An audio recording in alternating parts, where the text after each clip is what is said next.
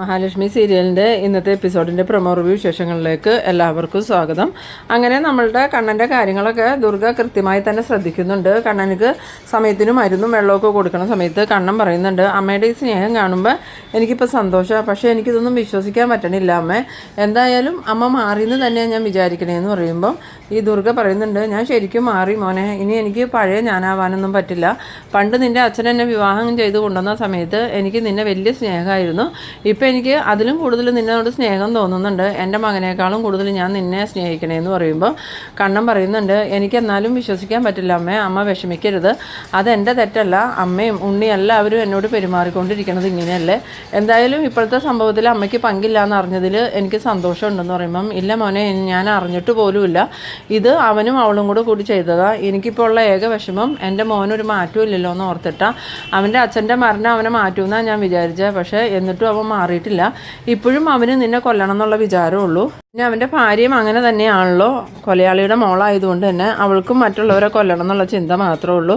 എന്തായാലും ഞാനിനി എല്ലാ കാര്യത്തിലും ഒന്ന് ശ്രദ്ധിക്കുന്നുണ്ടെന്ന് പറയുമ്പോൾ കണ്ണൻ പറയുന്നുണ്ട്, അമ്മ ഇപ്പോൾ എത്ര ശ്രദ്ധിച്ചാലും ഉണ്ണീനെയും കരുണേനെയും മര്യാദ പഠിപ്പിക്കാനൊന്നും അമ്മയും കൊണ്ട് പറ്റില്ല, വേണ്ടി വന്നാൽ അവരമ്മയെ കൊല്ലാനും മടിക്കൂലാന്ന്. പിന്നീട് കാണിക്കുന്നത് നമ്മളുടെ കരുണയാണെങ്കിൽ പ്രതാപനെ കാണാനായിട്ട് ജയിലിൽ ചെന്നേക്കാണ്. പ്രതാപൻ കരുണയെ കണ്ടതും വിഷമത്തോടു കൂടി, ആ മോളാർന്നോ, മോൾ എന്തിനാ മോളെ ഇങ്ങോട്ട് വന്നത്, ഞാനിവിടെ കിടക്കണ കാഴ്ച കണ്ട് മോൾ വിഷമിക്കൂലേന്ന് പറയുമ്പം ഞാൻ അതിനു വേണ്ടിയൊന്നും അല്ല ഇപ്പോൾ വന്നത്, എനിക്ക് അച്ഛനെ കണ്ടിട്ട് വലിയ വിഷമവും തോന്നണില്ല, ഞാനൊരു കാര്യം ചോദിക്കാനാണ് വന്നത്.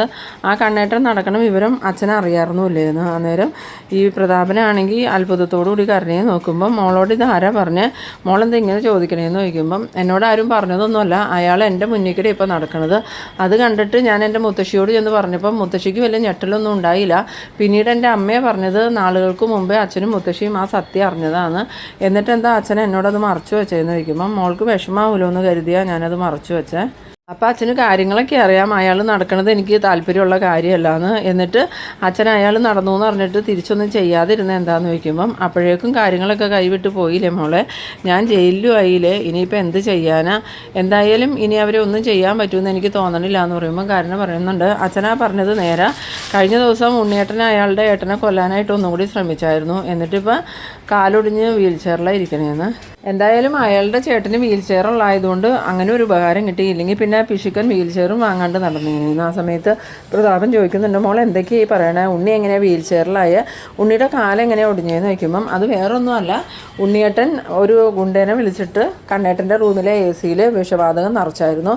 അങ്ങനെ കണ്ണേട്ടൻ രാത്രി ശ്വാസം മുട്ടി പുറത്തേക്ക് വന്ന സമയത്ത് ഞങ്ങളുടെ റൂമിൻ്റെ ഡോറിൽ ഒരുപാട് പ്രാവശ്യം മുട്ടി വിളിച്ചെങ്കിലും ഞങ്ങളത് കേൾക്കാത്ത പോലെ തന്നെ കിടന്നു. പിന്നീട് അമ്മ വന്ന് വിളിച്ചപ്പോഴാണ് ഉണ്ണിയേട്ടൻ ഡോറ് തുറന്ന് പുറത്തിറങ്ങിയത്.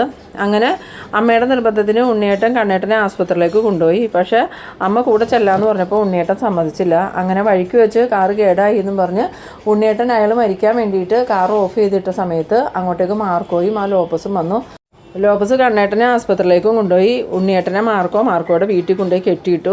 എന്നിട്ട് ഉണ്ണിയേട്ടൻ്റെ ഒരു കാല് മാർക്കോ തല്ലി ഓടിച്ചു എന്ന്. അത് കേട്ടതും പ്രതാപം പറയുന്നുണ്ട്, അവനെന്താടി മണ്ടനാണോ, ഇത്ര പെട്ടെന്ന് കണ്ണനെ കൊല്ലാൻ നോക്കി എന്തിനാ, ഇനിയും അവനക്ക് മതിയായില്ലേ, ആ കണ്ണനെ മഹാലക്ഷ്മിയെ നമുക്ക് ഒന്നും ചെയ്യാൻ പറ്റില്ല എന്ന് ഇതിനോടൊക്കെ നമുക്ക് മനസ്സിലായതല്ലേ എന്ന് ചോദിക്കുമ്പം കാരണം പറയുന്നുണ്ട്, ഞാനത് അയാളോട് പറഞ്ഞതാ, ആ അയ്യപ്പ വിഗ്രഹത്തിന് എന്തോ ജീവനുള്ളത് പോലെയാണ്, എന്നിട്ട് അയാൾ അതൊന്നും കേൾക്കാതെ അയാളുടെ ഏട്ടനെ കൊല്ലാൻ നോക്കിയത്, എന്നിട്ട് മോളെന്താ എതിർക്കാതിരുന്നേന്ന് ചോദിക്കുമ്പം എനിക്കും അയാൾ മരിക്കണമെന്ന് തന്നെ ആയതുകൊണ്ട് ഞാൻ അയാൾക്ക് സപ്പോർട്ട് നിന്നു എന്നുള്ളൂ, അല്ലാതെ ഞാൻ പറഞ്ഞിട്ടൊന്നും അല്ല അയാൾ ഇങ്ങനെയൊക്കെ ചെയ്തതെന്ന് പറയുമ്പോൾ പ്രതാപൻ പറയുന്നുണ്ട്, അതെല്ലാം ആ വാമദേവൻ്റെ പണിയാണ്, ആ വാമദേവനെ ആ ഒരു ഗുണ്ടയെ അവനക്ക് പരിചയപ്പെടുത്തി കൊടുത്തത്, ഇപ്പം ഞാനും വാമനും ജയിലിലായി, ഇനിയിപ്പോൾ എൻ്റെ മരുമകനെയും ജയിലിൽ കയറ്റണമെന്നായിരിക്കും ആ വാമനെ ആഗ്രഹിക്കണേന്ന് പറയുമ്പം കരുണ പറയുന്നുണ്ട്, അയാൾ ജയിലിൽ കിടന്നാലും എനിക്ക് വലിയ പ്രശ്നമൊന്നുമില്ല, അതാ കണ്ണനെയും മഹാലക്ഷ്മീനെയും അവരുടെ കുഞ്ഞിനെയും കൊന്നിട്ടാ പോയി കിടക്കണമെങ്കിൽ എനിക്ക് അത്രയും സന്തോഷമുള്ളൂ. ആ സമയത്ത് പ്രതാപൻ പറയുന്നുണ്ട്, മോളെ നീ അങ്ങനെയൊന്നും ചിന്തിക്കില്ലേ, ഇനി കണ്ണനെയും മഹാലക്ഷ്മിയും ഒന്നും ചെയ്യുന്നതിനെക്കുറിച്ച് നീ ആലോചിക്കുക പോലും ചെയ്യരുത്,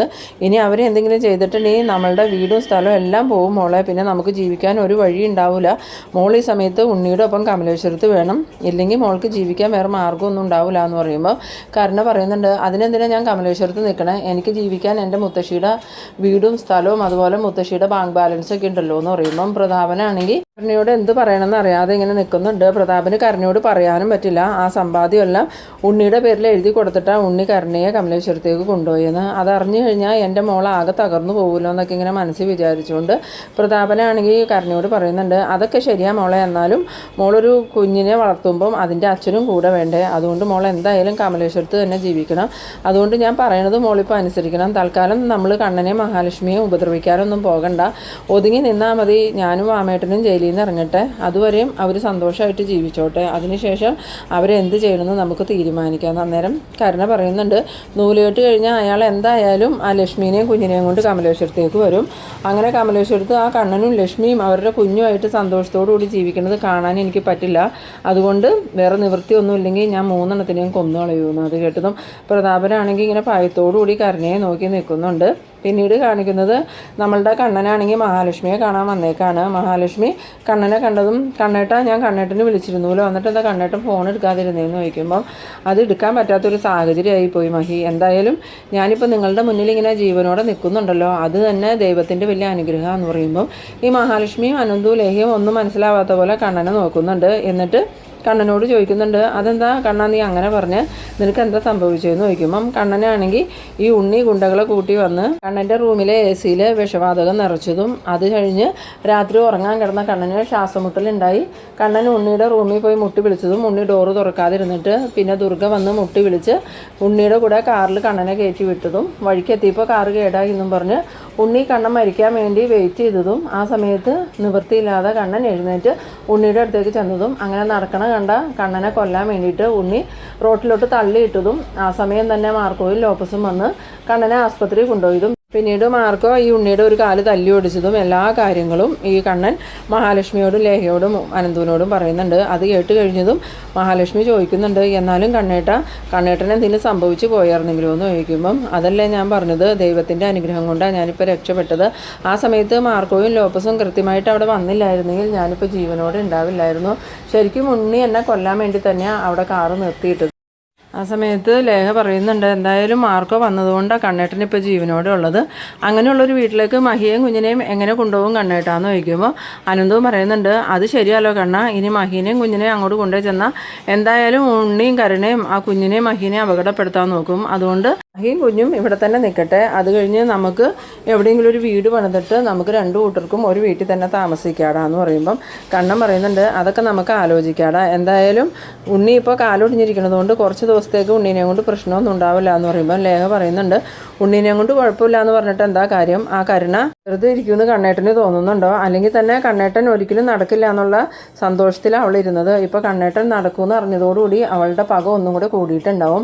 പിന്നെ കണ്ണേട്ടൻ്റെ രണ്ടാനമ്മയില്ലേ, അവരെയും അങ്ങനെ കണ്ണടച്ച് വിശ്വസിക്കുകയൊന്നും വേണ്ട. അന്നേരം കണ്ണൻ പറയുന്നുണ്ട്, അമ്മയുടെ കാര്യത്തിൽ എനിക്കിപ്പോൾ വിശ്വാസമൊക്കെ ഉണ്ടടാ അനന്തു, എന്തായാലും അമ്മ നിർബന്ധിച്ചിട്ടാ ഈ ഉണ്ണി എന്നെ ആസ്പത്രിയിൽ കൊണ്ടുപോയത് തന്നെ. ആ സമയത്തൊക്കെ അവൻ മടിച്ച് നിൽക്കുമായിരുന്നു. അമ്മയുടെ ഒറ്റൊരാളുടെ നിർബന്ധത്തിന് അവൻ എന്നെ കൊണ്ടുപോകാൻ തയ്യാറായത് തന്നെ, ഇല്ലെങ്കിൽ ഞാൻ അവിടെ കിടന്ന് മരിച്ചേനെ.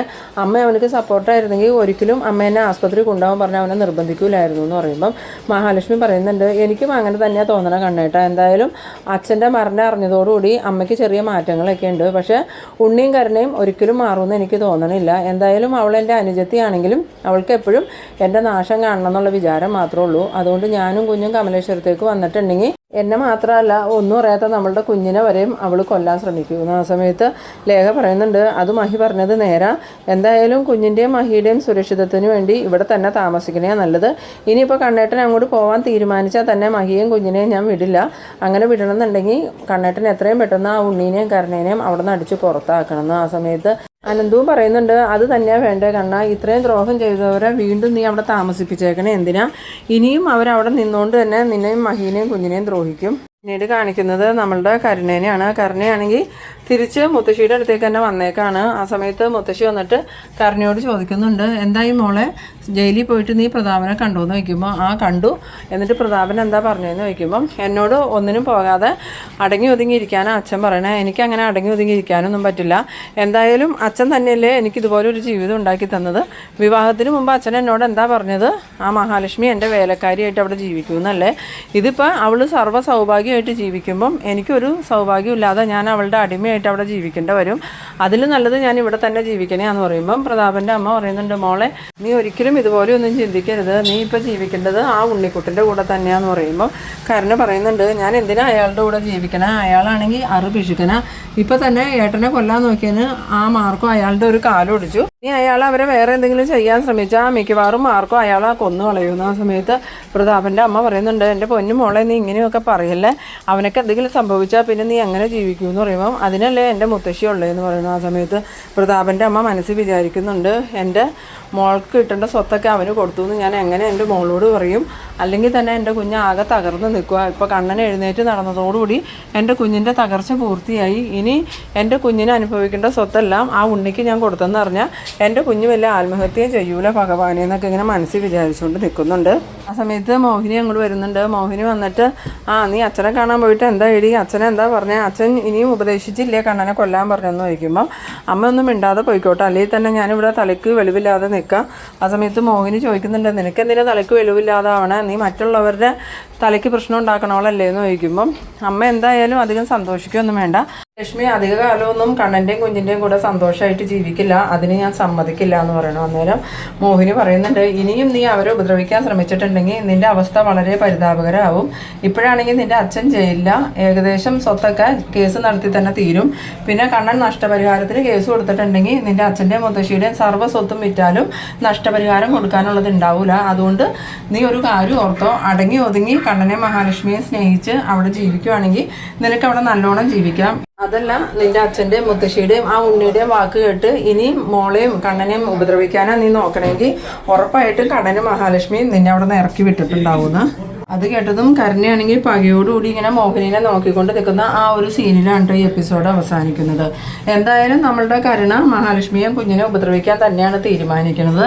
എത്ര കിട്ടിയാലും പഠിക്കാത്ത കരുണ ഇനി അടുത്തതായിട്ട് ലക്ഷ്യം വെക്കുന്നത് മഹാലക്ഷ്മിയുടെ കുഞ്ഞിനെ എങ്ങനെയെങ്കിലും കൊല്ലണം എന്നുള്ളത് തന്നെയാണ്. എന്തായാലും കരുണയുടെ ലക്ഷ്യം നടക്കാനൊന്നും പോകുന്നില്ല. ഇനി വരുന്ന എപ്പിസോഡുകളിൽ കരുണയുടെ ആ ഒരു ഇതൊക്കെയാണ് കാണിക്കാൻ പോകുന്നത്. അപ്പോൾ നിങ്ങൾ എൻ്റെ വീഡിയോ ആദ്യമായിട്ടൊക്കെ കാണുന്നവരാണെങ്കിൽ എൻ്റെ ചാനലൊന്ന് സബ്സ്ക്രൈബ് ചെയ്യാനും എൻ്റെ വീഡിയോ നിങ്ങൾക്ക് ഇഷ്ടമായാൽ ലൈക്ക് ചെയ്യാനും ഷെയർ ചെയ്യാനും മറക്കരുത്. അപ്പോൾ ഇതുപോലെ ഇൻട്രസ്റ്റിംഗ് ആയിട്ടുള്ള അടുത്തൊരു എപ്പിസോഡുമായി നമുക്ക് വീണ്ടും കാണാം. അതുവരേക്കും ബൈ ബൈ.